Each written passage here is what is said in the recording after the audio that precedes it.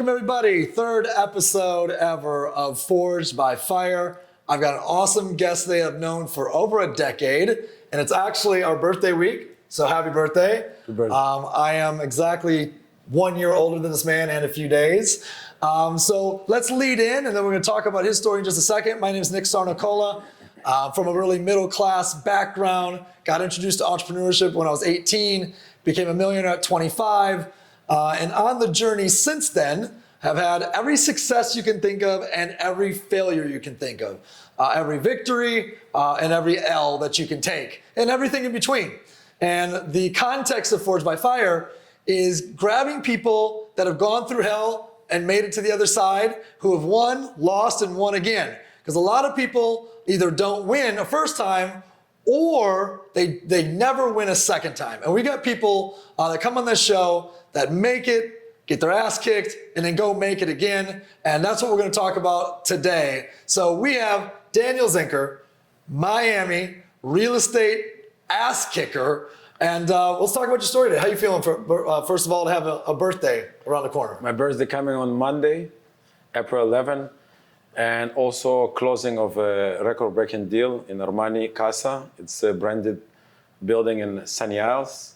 I got a full asking price for a penthouse for 14.4. 14.4? Yes.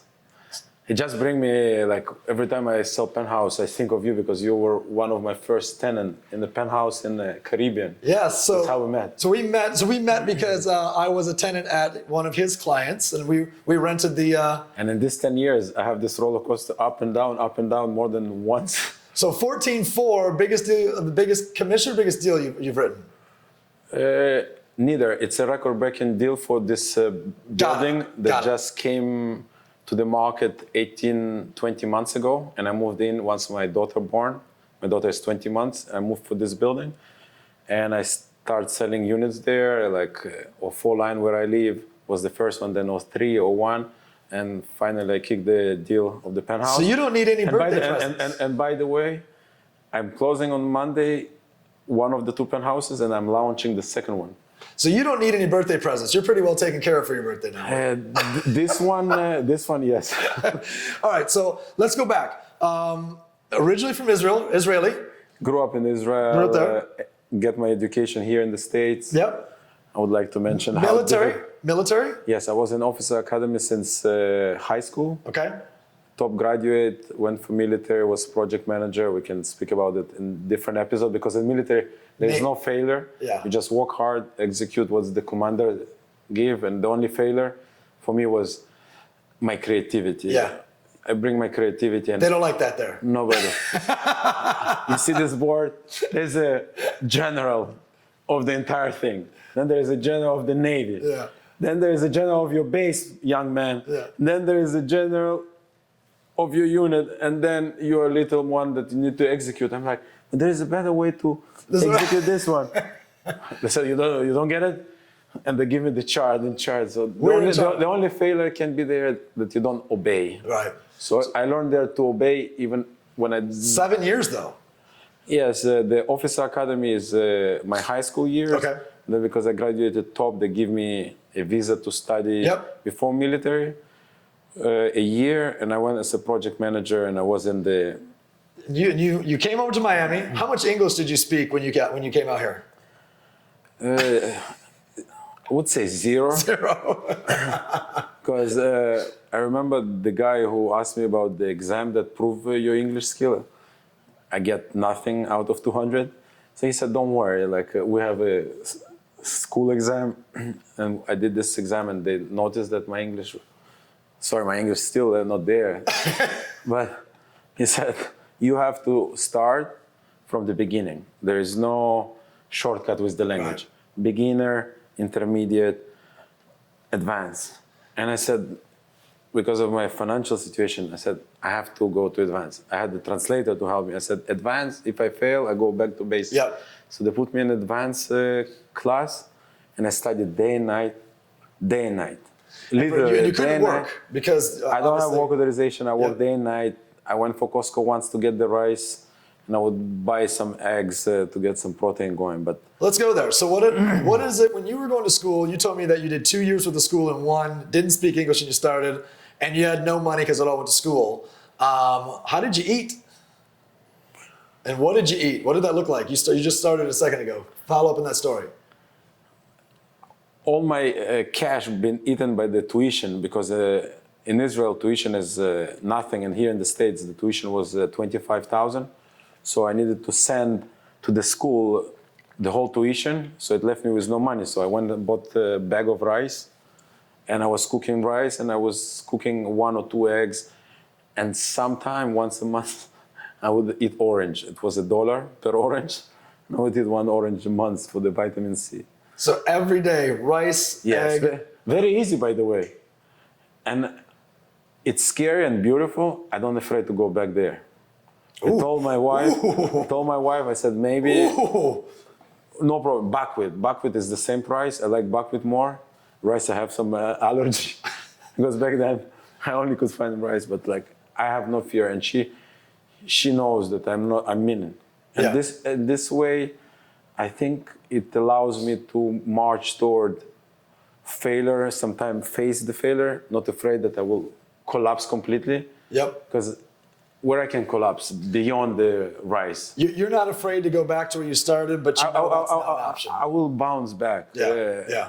It will be a story at some point. I will tell you how I bounced back in November 2020. COVID is like crazy, no deals going on. Don't tell that story yet. We're saving that shit for the end, man. Yeah. So you get through school and you have a hospitality management degree. You know that. I pick up hospitality not because I love hospitality. I pick up hospitality because this was the only way to go to American school. And I wanted to go to the States, have American dream, and to do it right way with some kind of education. And this is how I pick hospitality. It was a school in Israel that if you graduate, they give you associate degree in hotel management, and you can pick up a school in Miami, Hawaii, or Rhode Island. And I pick up the Miami one, and in 2 years, complete Bachelor of Science in Hospitality. And in there, by the way, I have a perfect GPA. Without English, that's I have perfect GPA. That's a good translator you had. The translator worked only for the situation in school Gotcha. when I was negotiating the advanced. But when I passed the advanced level, they let me go step into a class. I condensed the 2 years in one, study again day and night, and I graduated with perfect GPA. I have a... When you come out, English is still 50-50. You know that the powers that be, the bosses here in the hotels are like, bellman, you know, some entry-level job, and you're like, the hell with that, I'm gonna be a concierge. So how did you approach that? Did you just go take one interview? Did you knock on every door? I remember I had the pressure of time because once you graduate in the States, they give for international students only 1 year OPT. Okay. It's a program that they let you work in the States to gain some knowledge of what you learned in the school. Yep. So in order not to waste time, week before graduation, I set up a plan how to cover all Brickell hotels, how to do all South Beach hotel, and I stretched all the way to Aqualina. Aqualina was my favorite, but I don't know if you remember. I get accepted there, but the hotel sank. Oh, no kidding. Yeah, the hotel sank. That might be before I moved here. Yeah. It was in 2009, 8. That's a year before. Okay. The original Aqualina sank, and they lifted up, and since then Aqualina comes beautiful. I love Aqualina, love Estate of Aqualina. How many hotels do you think you knocked on their door to say, I'm going to be your concierge? I went there. I ended up as a concierge, but I went there. I working since I'm 12. Yeah. It's my proud moment that when I was 12, I saw my parents work hard, and I told my father if he can take me to work with him, and he took me for a restaurant that has a horse ranch, and I was taking kids bigger than me and go for 1 mile, and I was paid $1 per hour. Okay. I work 11 hours per day, but the guy gave me only 10. And I faced him, I said, like, why 10 versus 11? And he said, $1 is for food. Next day I brought a sandwich to save the dollar. I ate the sandwich and he still gave me 10. I'm like, I didn't eat today. Here's my sandwiches. I didn't touch even Diet Coke, nothing. Like he said, doesn't matter. Your salary is 10. So I appreciate my parents. I never tell them that, but here it's recorded. After I finished this summer, 60 days, $600, my father said, if you go to the bank, they give you 10% at the most. Give it to me, I give you in 2 years, $1,000. So it's a big percentage. Yeah. So I give, whatever I earn, I give it to them. Since then, I was saving money for the 40%. tuition in the United States. Yep. So when I went for the door knock all hotels, I went with understanding that since 12, I gained some experience of work. I worked in the Red Sea. I ran the whole chain of hotel, the concierge operation. Okay. And I told him that. I said, I want a managerial job. Yep. I'm 26. I graduated military. I have a lot of experience since 12 I'm working. Give me some managerial. I can manage front desk. They said, listen, young man, you came to America. You have zero experience. You start either bellman, either doorman, but you cannot go managerial. So when I knew that I'm going to be doing those jobs, I pick up concierge because at least concierge fits my personality to connect people with pleasure. So I would. How many rejections did you get before you got that concierge job? At least 50. 50. So you just showed up to a hotel. I hate rejection. So don't. 50. For those of you guys that are in sales, raising capital, for those of you guys that are, solopreneurs, 50 rejections. And then the 50 rejection, it felt so low because I get rejected from job that I thought I will never need to do them. Because in Israel already was captain on the ship. Right. Captain. Yeah. Like 7 people works for me. I'm leading a boat with 55 passengers. I'm asking to be a bellman, carry a bag. And they tell me no. I'm like, something is off. I started saying like, maybe universe doesn't want me in the States. Yeah. Maybe I need to go back to military in Israel. I get so much So it almost broke not supportive souls. I'm like, what's that? This is interesting. We didn't talk about this before. So you got to the point where you almost said, let's go back. It almost broke you.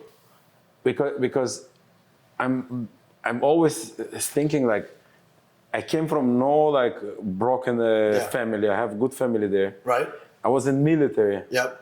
As a patriot and like love the country. What's the American dream that I went to pick up this American dream that I have not well defined? I don't have like, I have a strong why, American dream, $1 million. Like still today that I make $1 million a year plus, I'm not driven by the $1 million, which the only link for American dream is this number. Right. So I said like, what I'm doing here, why I'm doing this low job. I said, just do it, you'll get an answer later, just do it. But then I was rejected from them. So I said like, let's pick up this concierge, and I got an answer maybe later now, because when I went to real estate, I needed to have 18 months not seeing a deal and deal with the same thought, like why the deal's not coming, because you're not prepared.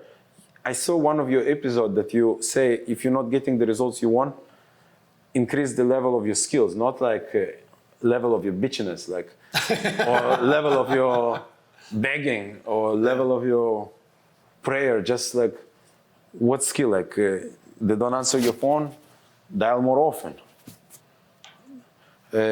More presentations. You don't know prospect. public speaking? Take classes. Put the camera and start doing selfie and look what you're recording and improve it. Advice for myself. Well, I'll tell you what. Talking to myself about the public. Well, let's jump to real estate. So you got the concierge job, you rode that up for a couple of years, you then see the real estate market crash, and you said you remember learning something in military about opportunity. What was that?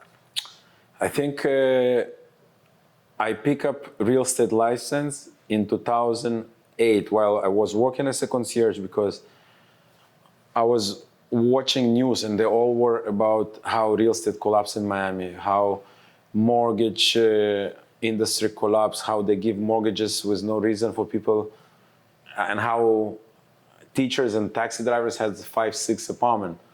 So I pay attention for that. That collapse came in real estate, and I said, I was 26. I knew like when something collapsed from the book, there's opportunities about to happen.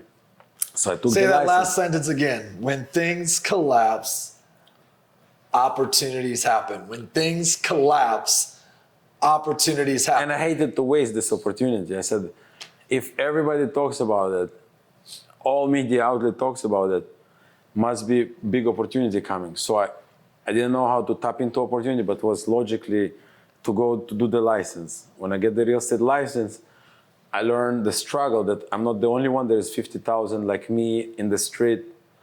So I think what I did right, I did inventory of my skills, which I didn't have a lot of them, but I noticed that successful people focus on a segment, and I chose to go to luxury segment, which I had no experience, but I knew from other job in sales. When you sell expensive items, you jump right past the little houses. You're like, fuck this. I'm going right to luxury.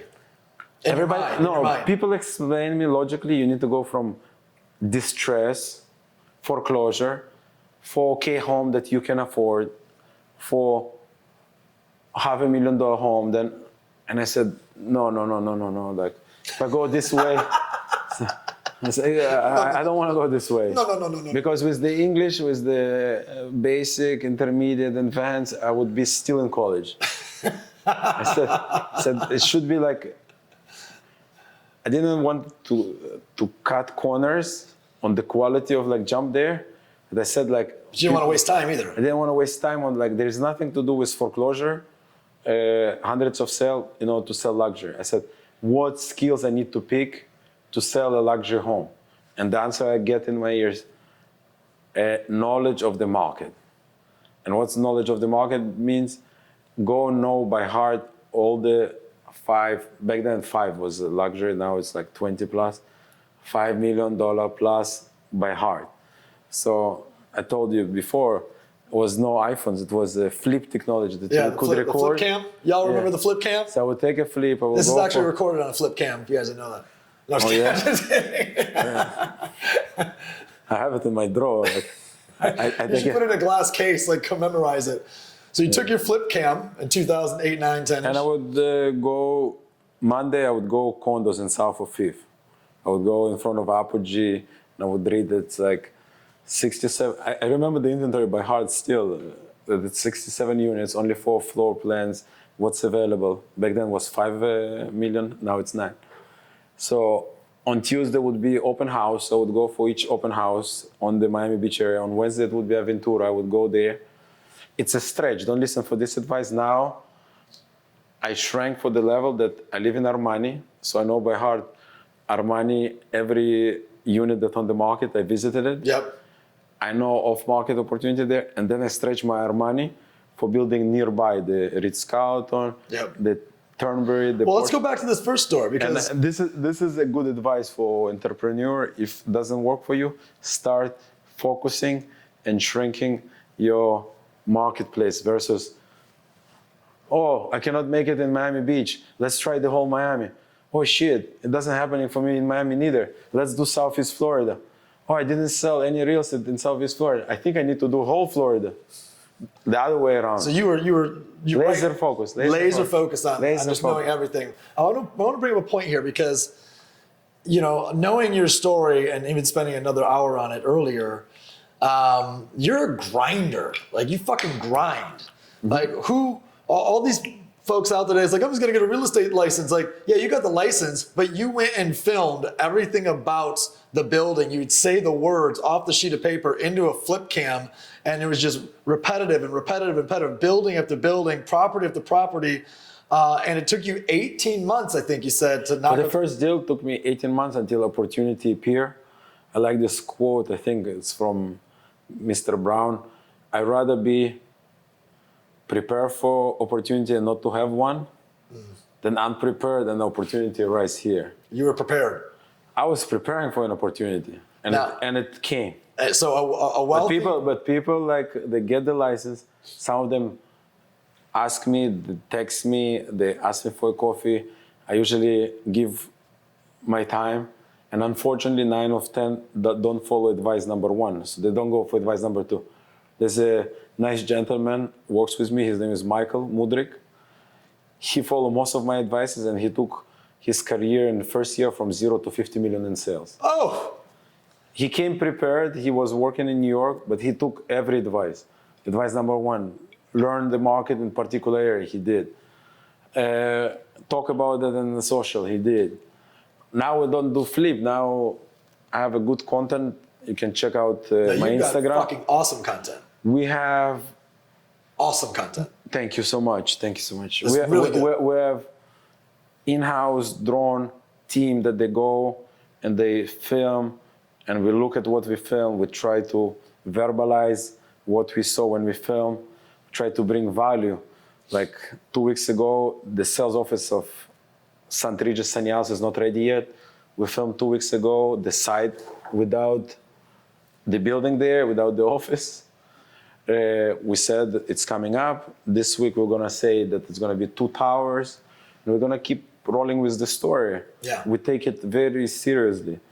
Like imagine you a Yeah. potential buyer, like, and you paying attention to grab something there, and you see somebody take effort like myself, film every 2 weeks the same spot, and telling you what's going on. And probably in a month I will give first update that 300 or 400 in sales been done there. So there's a 10-year window, we'll call it 12. It's about a 12-year window between your first sale and let's say today.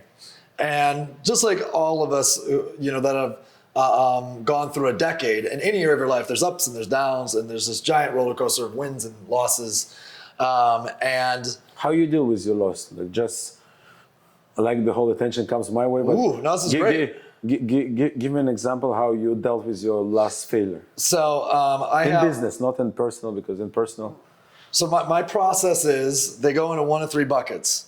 There's the 3 minutes to 30 seconds to 1 hour worth. There's 1 hour to 1 day, and then there's 1 to 3 days. So, and this is for positive or negative. If something gets me irked a little bit, and I can recognize it, I have a set of strategies I'll use that get me back on track within 1 minute to upwards of a day. If it's something that's pretty heavy, then maybe I gotta go take a day and disconnect, or 6 hours or whatever. Sorry, 3 minutes to an hour. So, and then over here is an hour to a day, right? So this is something that's more heavy.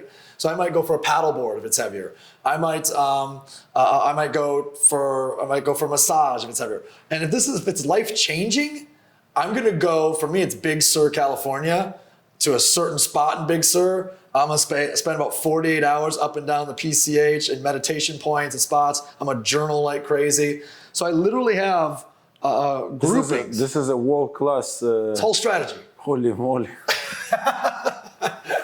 So, but hang on. So you go through all of these ups and downs. My last shit, I told you, like for 2 weeks, I was sipping 3-4 tequilas. Oh, this is where we're going. This is where we're going right now. So I promise you, next one like that, I shrink it for like how many? 3 days? Just come to me. We'll have lunch and fix it. So, Dan, you fix it in the 3 seconds. you start doing well in real estate. Your brand's on the rise. Your business on the rise. Maybe it cools down a little bit, and you get to the point where you have one of the largest commissions that you're up for, and we'll just say my large commission destroy my progress. You slowed you down. Slow me down is very bad. I think it was 2015 or 16. Okay. Not only slow me down, it's also bring so much distraction. The big commission was $1 million from a deal that I did in Indian Creek. Okay. I think it was 2015. And when it hit the account, I said, I did $1 million from one deal. I'm a millionaire from one deal. Yeah. The deal was 27 million, Yep. so it's like 900 with change. Yep. And I'm like, that's it. Game is over. Because it was not like now. Like now every deal is 27 million with this inflation or deflation, or there is the weird name after all this trillion been printed. But back then in 15, it was big deal. It was the largest deal because the 27 million of 2 acres in Indian Creek, it was taking a piece of 3 acres that was traded at 19. So the guy who bought at 19 3 acres offload for 27 2 acres. So The first guy like made massive money, and my guy like bought for 27, which now is like 35, 35. Sure. But my point is like when the million hit, I said, that's it.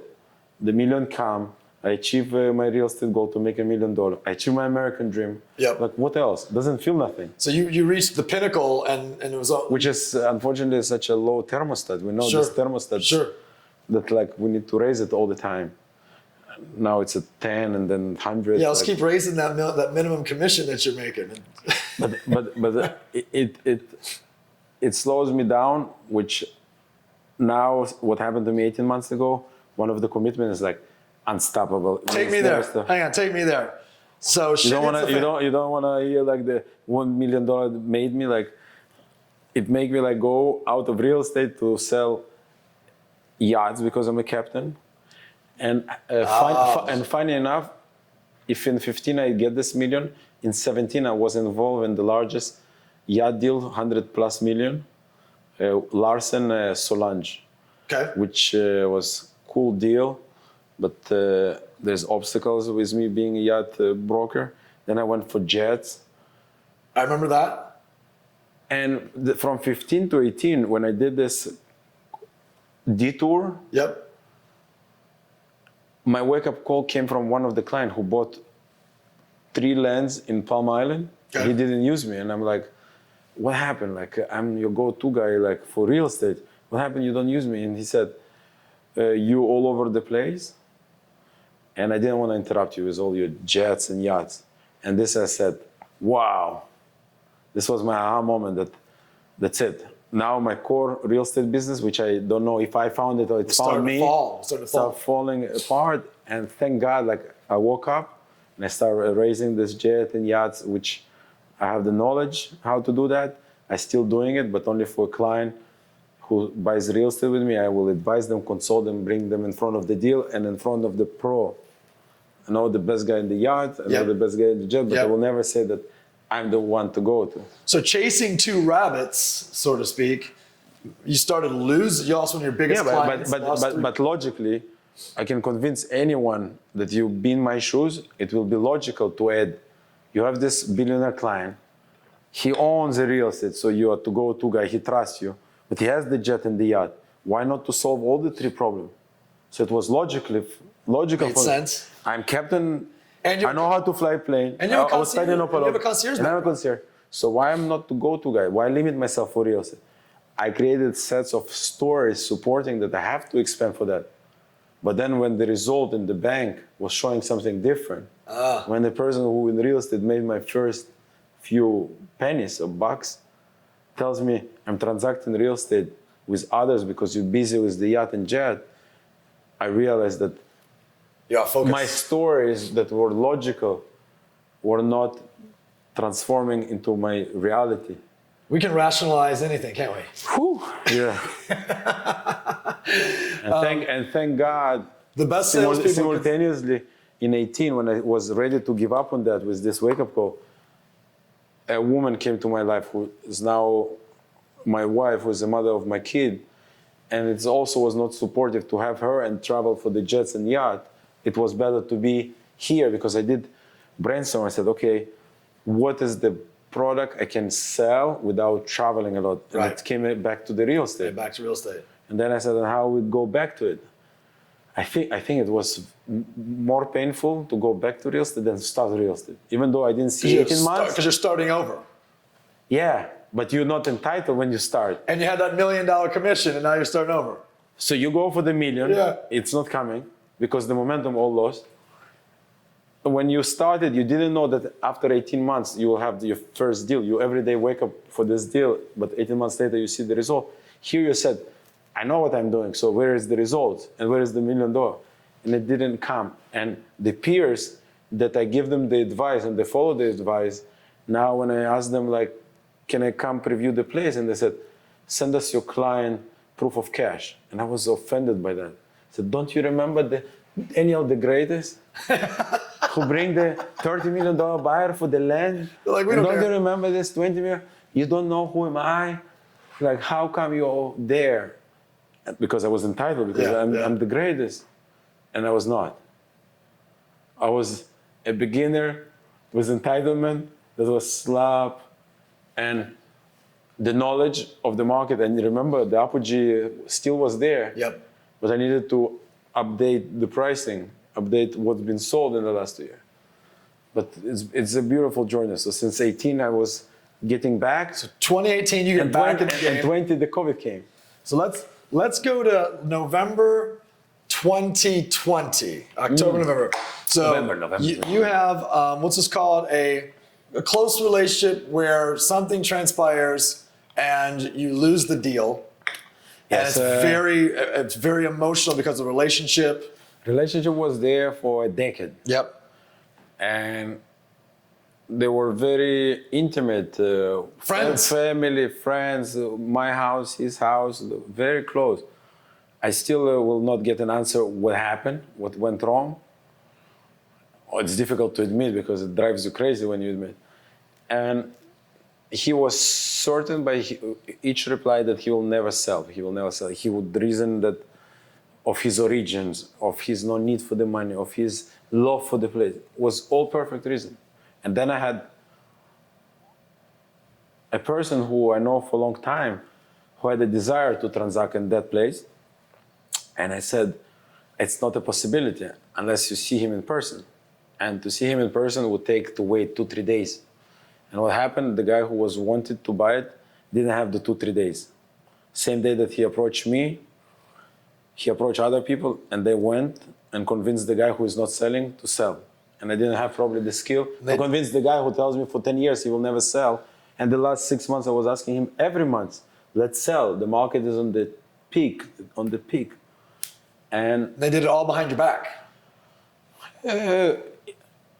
I reason it like that. The deal happened without me getting involved. Mm-hmm. By the time he arrived, November 20, I remember exactly the dates because it was painful. I said, how are you doing? Let's meet. He said, if you like to meet for discuss the sale of my place, I sold it. I'm like, Yeah. what do you mean? Which one you saw? The one that you said that we should sell. I listened to you and I sold. With who? To who? For real? Oh yeah. All done. I'm like, okay. Let's talk a little bit later. And it was no reason to meet anymore for me. And it's the original guy who wanted it. He transacted, and it took me for like not the 3 minutes or 3 days because I didn't have a strategy to do with it. Yeah. I thought it cannot happen to me. Yep. Because I didn't skip any. Daniel the Great. The greatest. Gatsby was the great. Yeah. Somebody need to go for the next. Somebody needs to be the greatest. When I received this news, and I had my daughter born that year in June, I asked existence of God. I'm like, didn't you have the blessing when the baby comes to your life? I was convinced blessing should come, but now I can tell you maybe it came in this form. Maybe it's a blessing. Yeah. Because to accelerate what happened, losing the deal, 15 days, let's call it like not 15 minutes, but solid 15 days that year because of COVID. Yeah. I took commitment, no hard liquor, almost was no liquor in my life. That day, Healthy, driven, kicking ass. Yeah, COVID there, and I'm like, I'm not caring. I have the baby. Like, I said, like, what's like? I opened bottle of tequila. Yep. I can advertise tequila here. I open it, like I start sipping 3-4 glasses a day, and like to try to get an answer. What went wrong? In here, try to get an answer here. Yeah. What did I did wrong? Like, baby born, no blessing. Like I get the cutthroat or like backstab. Yeah. Like I try to walk here, like get the. You're in the fire. Try to get some dollars to maybe to get help at night. Baby doesn't sleep, and I'm getting like 10 years of relationship. My first $20 million deal. The guy flipping it for almost 40. I don't want to say the exact number because many people understand which deal it is. Yeah. How it's supposed to happen to me? I'm definitely not in the right business. This is a confirmation. I need to stop with this business.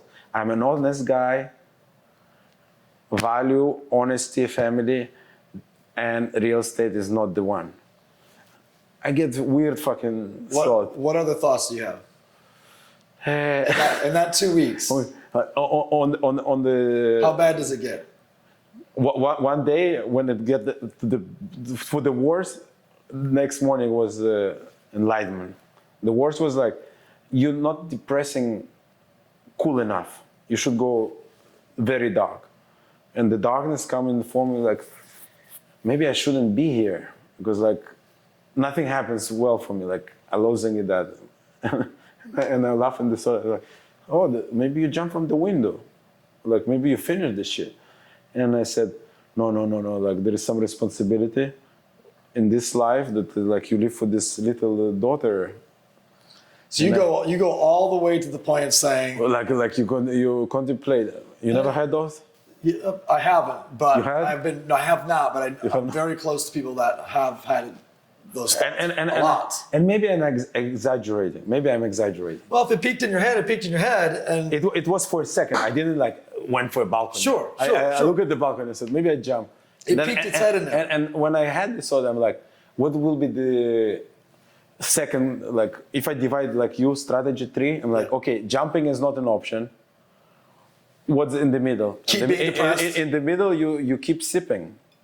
Or not sipping. If you not sip, you also like not like going nowhere. You're not getting an answer. You're sipping to get an answer. And I said, what would be the opposite? And by calculating, I said, I should gain the commission that's been lost. Let's call it $500,000. And I said, success will be if you're not only getting the commission, you also not depend anymore on one client, but you expand yourself for having at least 10 clients. And then I said, and when you want it to happen to you? And mid-December, I said, you have time for your birthday in April. You have 4 months. So go work day in, day out. See your baby in the morning, see her before sleep, but go execute that. And if you hit this is success. And thank God, I did this $500,000 and I gained 11 clients instead of 10.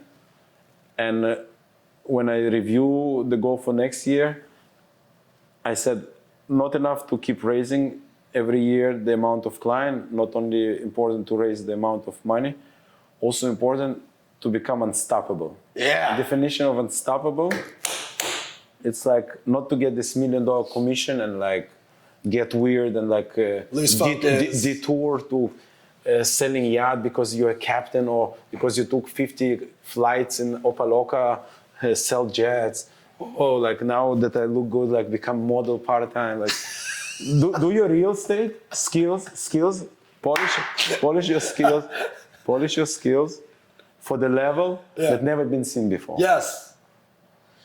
It's boring. No, there's so much magic in what you just said. I hope people are catching this. It's like, if you heard what he said, is the first time he hit his peak, he got distracted.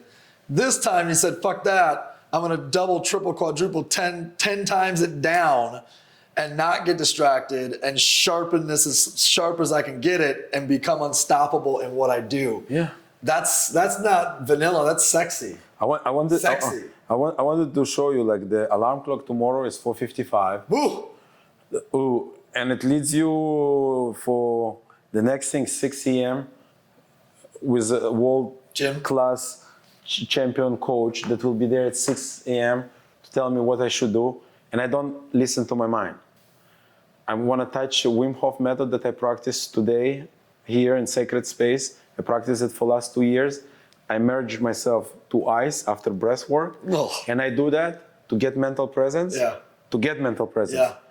And also to reaffirm that I cannot listen for my mind without get feedback from you, have another person.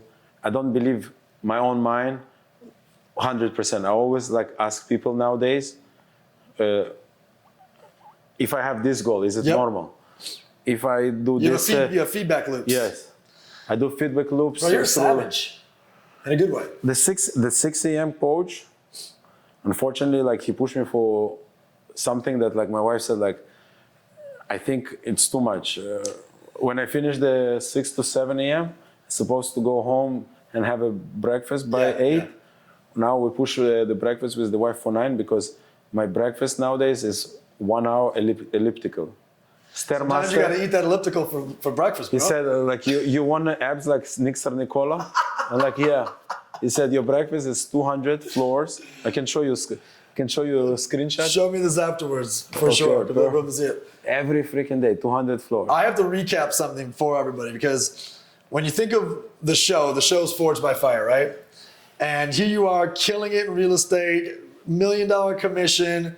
You lose focus. You start to lose some of your grip in real estate. Start losing clientele in real estate. You're getting back in the game, and then a personal relationship, and a big ass deal, and a client goes around. Shit hits the fan, which triggers you emotionally to question your industry of real estate, your relationship with and friendship for someone for a very long time. So you're in the fire, just in the fire. Question existence, even if it was just one question, you had a question pop in your head, and you went to a 2-week dark hole of, drinking tequila every day, trying to figure shit out. I bring it, and I try to be vulnerable. I go back on time. I'm like, how I had these 2 weeks. It has to be fall in category of those 2 days in the sewer. Yeah. I'm glad that you have this mastery. I hope they take from this episode this mastery of like, I think I mentioned like, I don't want to talk about the greatest failure. I want to know how to deal with the next one and the shortest period. And you just give me an answer without noticing with those strategies. I'll give you a long form. I have a long form video on that I'm going to give you. But 2 weeks after this, you go, fuck that. I'm going to be unstoppable. Watch this. And you explode. But for myself, I didn't want to prove it them. Explode. 2 years straight of just killing it. I'm afraid from explode because I explode compared to my yesterday. Yeah. I'm still like nothing compared to the future you. Donald Trump, whoever doesn't like him, let's use another developer. Yep. So it's all relative. It's explode from yesterday that I was broke. So today I'm exploding compared to yesterday, but like where we're going from here, like hopefully we will explode. Kick-ass story. Kick-ass. I got a couple questions that are non-story related. So thank you for sharing your Forged by Fire moment and backstory, and congratulations on all the current results. Just one of the top guys throughout. I'd love to come here a year from now and see if I had a big failure and I could put in your box of like resolving it in 2 days. Well, the way you're going, I don't see many failures in your path, but let's talk generically. We do a lot of, week to week, we do different lessons. Every week's a different lesson. We've been talking a lot about the science of the brain. And I know you're really big into your programming, and et cetera, et cetera. But when you think about it, people have a belief system like, oh, all right, beliefs determine my actions, actions determine my results. And they're so focused on results. But what I've noticed about you is you have mentors, you have coaches, and you do a lot of work with just third-party books, events. How important to you is your belief system in creating your results? And what do you do? Can I answer not sophisticated? I will tell you like reaction. Okay. Because we touch American dream, so I hear a lot and people very big support of this statement, fake it until you make it. Okay. Have you heard this? Yep. Have you heard this? I drove here and I said like, if we need to fake it, because I don't know how to be on camera, neither on microphone. Yep. And I said like, fake it until you make it, fake it until you make it. And I'm like, fake it until you make it. And you make what? Like the fakest version of yourself? Yeah, exactly. What people faking it to make it? Like, yeah. Is there a possibility like to reverse this and say like, can I find my honest me? Because I can be perfect, dishonest me and prove everyone that this is like amazing Daniel. It's a little sharp. That will be very dishonest me. And in the next episode, like I would like to share with you, I'm working with one of the guys who taught me to sit in the ice, Wim Hof method. Yep. He taught me that there is 6 human fields that you can put in effort and you can find honest you. And it's not effort like that you need to jump over you. Yep. It's proper nutrition, it's rest and relaxation, it's fun. And by practicing those 6 things that I can give you all in details, you get feedback of honest you. So my goal would be like to know how to share this knowledge soon. Yep. Because I'm experiencing more honest me, and it feels awesome. Not like it's difficult to describe in words how the honest me feels to me versus the dishonest. Like, because only you know that. Only you know. Yeah, if you're, you're pure authenticity. but only me knowing. But like the social distraction, the interaction with the wrong people, the nature of my business. There's so many things. Bad food, bad nutrition. Bad food, bad nutrition, bad content, the war in Ukraine. Yep. And then there's the honest you. And I don't want to be so mystical. It's not like the spiritual me. It's honest you, like of harmony with the environment. We are family men, like I know what's be honest, like if you take your beautiful kids and you come to Armani and we play in the beach on Sunday, this will be honest us. Yep. We know where 11 is, not far from here. Will be maybe to go there twice a week will be not so honest for us as family.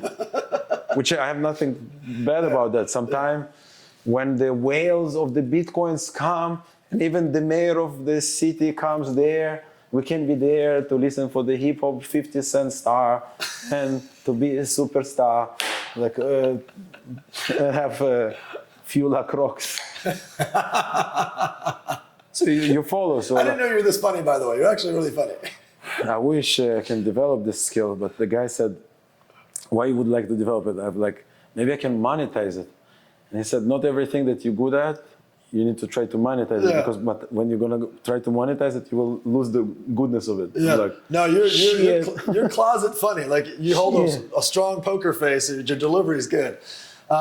So for you, when you said environment, you referenced environment and input, the things you're taking in.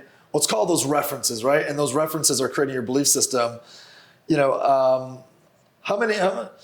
It can be generic, but you consume books and you consume events and you have mentors. How intentional are you? How intentional are you about growth, development, environment, in terms of the input that you put into your brain?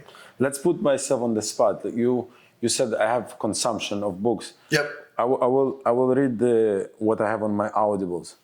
I will read sell like Serhan. Serhan is an agent that's doing well, so I can take his stuff and consume. Okay. Then I will go for Lifespan. It's a book about health and how age, it's a disease that you can deal with it. Green Lights, a story of a cool actor about his journey. Then I will take the Cardone, which sometimes I'm excited about the noise that he creates. Sometimes I'm like, interesting. He has great sales. Then I will go for the subtle art of not giving a fuck, which is super book that the guy journaling better than you, and it's like very best-selling book that Can't Hurt Me, David Goggins. That's a great book. Chop Wood, Carry Water. The Road Less Stupid. The Road Less Stupid. Holy moly, you have to have this book. Holy moly. The guy is 70 years old, Mr. Keith Cunningham. I like it already. It's a Bible of how to operate business. He asks very difficult question. He give example from his life. You can read it. Your business only can flourish. Will Smith, latest book of him, very vulnerable.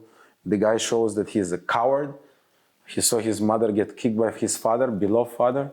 He shares stories how he knew that to relax his father from hitting his mother is through humor. And he created this discipline to create humor situation, not to see his mother kicked. So he give all credit for this.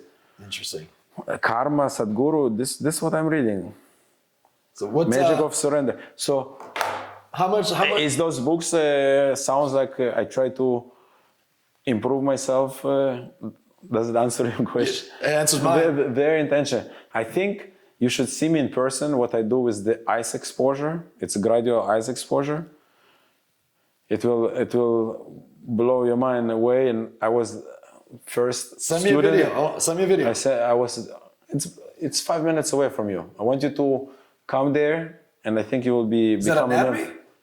At anatomy, like the It's Poland? in the sacred space, Oh, gotcha. Okay. and it's a group of people that we come. We do breath work, Okay. and then we go for the ice, cold water.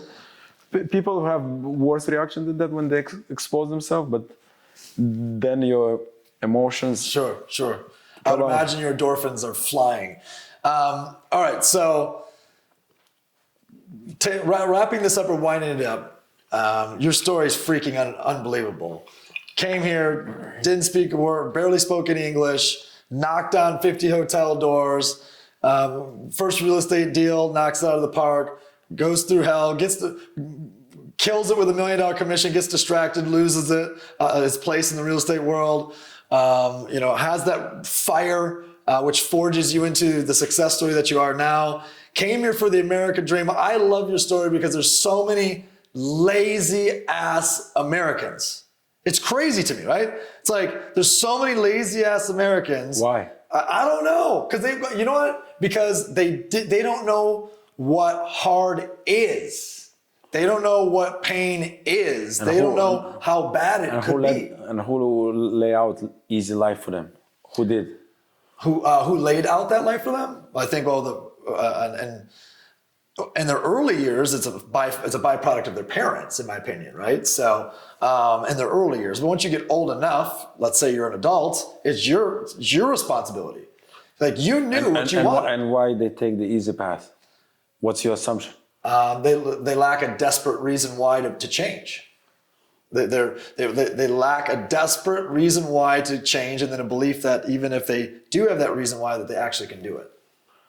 But you tell me. And what drives you crazy, like not to go to easy path? So two things. Number one was I had a massive fear of mediocrity when I was young.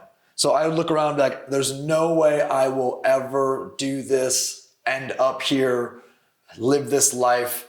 There's too many places to see. There's too much world out there. There's too many experiences, and I want all of it, right? So do I. Yeah. Well, now the second, after doing a lot of that, not all of it, after doing a lot of that, the second driver is now, which is different than the first driver, right? So the first 20 years is that. The second driver right now for me is, can I do it again? Can I do it again, right? I've done it once, can I do it again? And that's a huge driver for me. So Can you do it again, travel all those spots in more style? Can I Duplicate business of $1 billion? Can I do what I did in business again, which creates the freedom and lifestyle to be able to go do those things again? I think you can. That's the plan.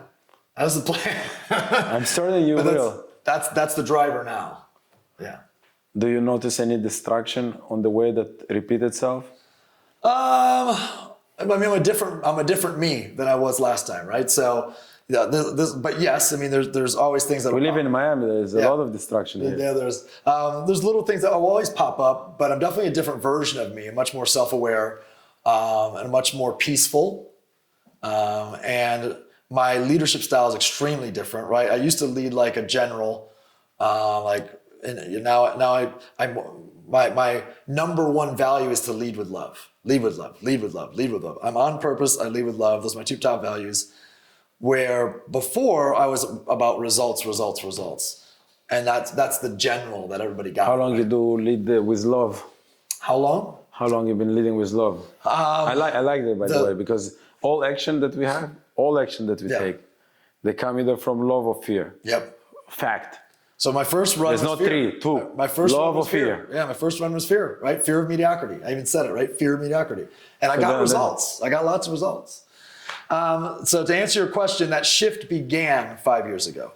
But to unwind 20-something years of leadership of a certain style and go another direction, it's, I'm not all the way down that path yet. I decided I didn't want to be Steve Jobs. I wanted to be Richard Branson. Meaning when I died, I didn't want everyone I led to say, look how much results we got, but he is such an asshole.